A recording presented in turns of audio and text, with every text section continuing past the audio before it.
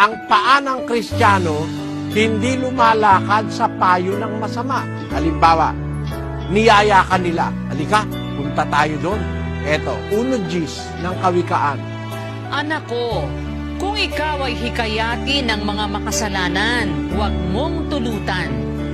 Kung kanilang sabihin, sumama ka sa amin, tayo'y magsibakay sa pagbububo ng dugo. Tayo'y magkubli ng silo na walang anumang kadahilanan sa walang sala. Ikaw ay makikipagsapalaran sa gitna namin.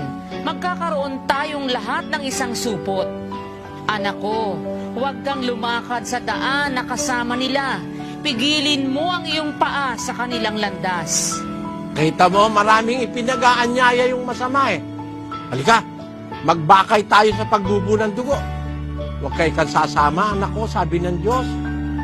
Kung meron magyaya sa'yo, halika, magkakaroon tayo ng isang supot. Makikipagsapalaran ka sa gitna namin. Ano ibig sabihin ng sugal?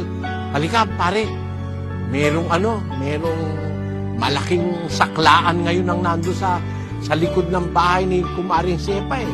O, yun. Halika, meron yung Lucky 9, malaki pustahan. May bingo ron.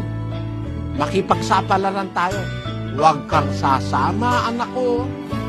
Huwag ka nang lalakad sa hikaya.